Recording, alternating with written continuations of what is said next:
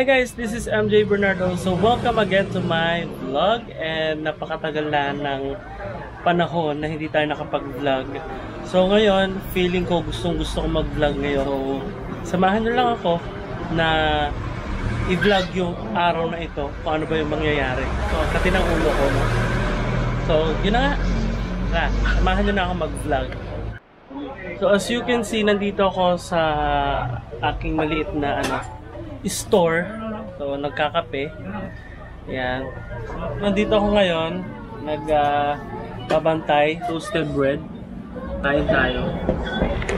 Ito yung blender ko. Binili ko pa to sa Saudi yung blender ko. So ito, binili ko na lang yan dito, yung crush ice, pang crush ng ice. Binili ko na rin. So yun yung mga ingredients, pang milkshake nandiyan din. Tapos yung tinapay, mga nandyan yung pang burger. Ayan. Ito lang ako sa tindahan na to. Actually wala akong ginagawa, wala akong magawa, kaya nagkape ako. Diba?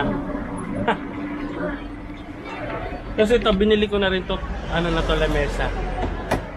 So, bumili ako ng lamesa, kasama yung 4 na upuan, kasi yung 4 na upuan hindi maganda, hindi matibay. Mamaya pag may bumili, papakita ko sa inyo kung ano ba yung ginagawa ko dito pag may bumili na shake, paano ko ginagawa. Papakita ko sa inyo mamaya. Ipapakita ko sa inyo yung mga ingredient ng aking milkshake. So meron tayong marshmallow, meron tayong sprinkle, toppings na milk of flavor. Meron tayong strawberry, buko pandan, mocha, avocado, at marami pang iba. Siyempre, gatas, kailangan yan. Meron din tayong sugar syrup, tayong toppings na tapioca. Ayun, tapioca. Tapos yun, meron din ako mga panindang kutlong, burger, ayan. Iba-iba. Meron din ako tinitindang mga squid ball, fish ball, kikiam, yan. Yun yung mga merienda na tinitinda ko. Pangkin ko, maganda. Hi everyone, sabi mo. Hi vlog, sabi mo. Sabi mo na. Hi vlog. Ano kinakain mo? Sabi mo sa kanila, ano kinakain mo? Tapay, no? Oh, matatapon.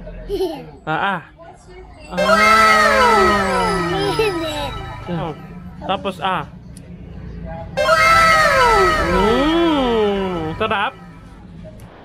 Ayun. So, ikwento ko sa inyo kung paano ba ako nag-start dito sa ginawa kong business. So before, I am OFW sa Saudi Arabia. So isa akong sales associate sa isang mall sa Saudi Arabia. Then after nun, umuwi ako, bumalik ako ulit sa Saudi Arabia for my second pag-try na mag-abroad, and naging waiter ako sa Saudi Arabia. And because of COVID-19, sa pandemic na meron tayo ngayon, is natapos yung kontrata ko and hindi ako nakapag-renew dahil sarado na nga yung mga restaurant sa Saudi Arabia. And pag-uwi ko dito, so after a month, nagtry ako na magtayo or nagtry ako na magnegosyo. Mas gusto kong na lang na magnegosyo kahit magsimula sa maliit, kasi I know na mas magiging pabor ito sa akin. Unang-una, hawak ko yung oras ko, hawak ko yung kita ko, and magagawa ko pa yung ibang bagay dahil sarili ko yung business. At the same time, nag-i-enjoy ako. Ayun, nag-start ako burger. So, nag-isip ako ng merienda na pwede kong itinda sa tapat ng bahay namin. So, mahalagang bagay na yun para sa isang buwan na expenses namin is nababawasan.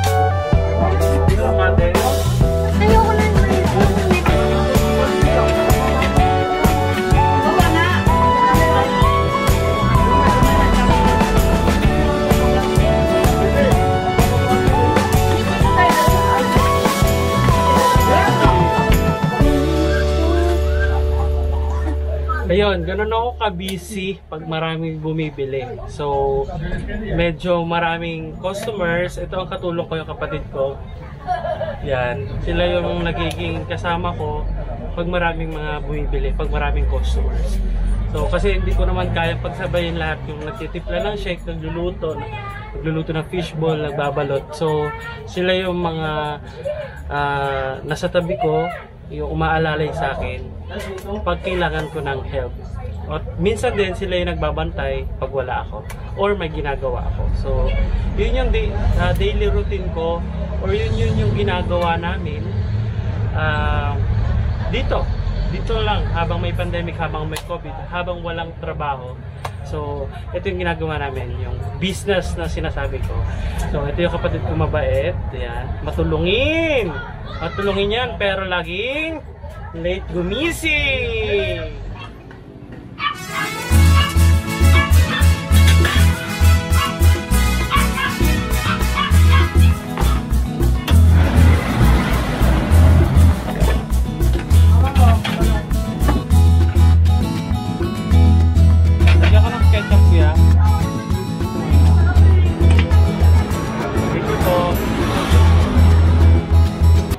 So yun na nga guys, gabi na. So it's time na para makapagpahinga. So patapos na rin ang aming trabaho ngayon. So magko-close na kami. So see you to my next vlog guys.